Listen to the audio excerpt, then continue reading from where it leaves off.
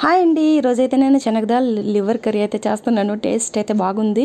Liver curry అంటే ఏం కాదండి, పునుగుల టైప్లోనూ పెట్టుకోవచ్చు, లేదంటే మన ఇష్టం. అంటే పెసరపప్పుతో ఎలా చేస్తాము, ఇది కూడా నేను శనగదాలతో అయితే ప్రిపేర్ చేశాను అనమాట.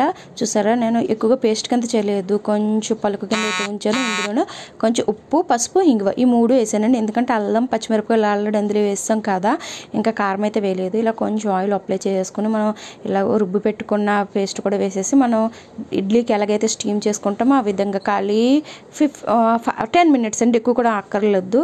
నేనైతే టమాటాలను అయితే పేస్ట్ చేస్తాను అనమాట. తర్వాత ఇందులో పెరుగులో ఉప్పు, కారం, పసుపు, కొంచెం గరం మసాలా వేసానండి టేస్ట్ కోసం.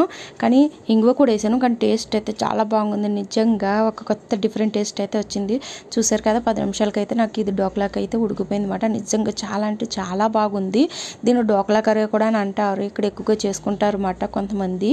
అందుకని నేను ఇంకా మన ఛానల్ ఎలాగా లేదు కాబట్టి అయితే ఈ విధంగా చేశాను అనమాట. యాజ్ ఇట్ ఈస్గా ఉల్లిపాయలు, పచ్చిమిరపకాయలు అన్నీ వేగిన తర్వాత కలిపి పెట్టుకుని మిశ్రమం వేసేసుకొని కొంచెం ఆయిల్ పైకి తేలేంత వరకు ఉంచుకుని, తర్వాత పేస్ట్ చేసుకున్నాం కదా టమాటాలు, ఇవన్నీ వేసేసుకొని ఇంకా కర్రీ ఏ విధంగా అయితే చేసుకుంటాం అదే విధంగా. తర్వాత ఇది చల్లారిన తర్వాత ఇట్లా చిన్న చిన్న పీసెస్గా చేసుకోవచ్చు. కొన్ని అయితే నేను ఫ్రై కూడా చేశాను అనమాట, డీప్ ఫ్రై అని మరీ ఎక్కువ ఆయిల్ వేయలేదు, కొంచెం ఆయిల్ వేసి అయితే ఫ్రై చేశాను.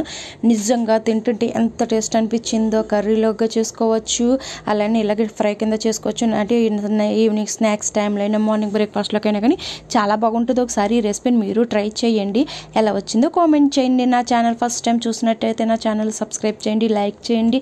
మీ ఒక్క లైక్ వల్ల ఇంకా ఎంతమంది చూసే అవకాశం ఉంటుంది కాబట్టి ఉంటుంది. అందుకనే చూసారు కదా ఎంత బాగుండే. నిజంగా పైన క్రిస్పీగా, లోపల సాఫ్ట్గా. మా బాబుకి అయితే మొత్తం ఎంత బాగా నచ్చేసిందంటే మొత్తం ఆడే తినేసాడు. అంటే కొంచెం వాటర్ ఉండగానే నేను కట్టేశాను, ఎందుకంటే మొత్తం ఆయిల్ అంతా నీళ్ళన్నీ పీల్చేసుకుంటుంది అని చెప్పి.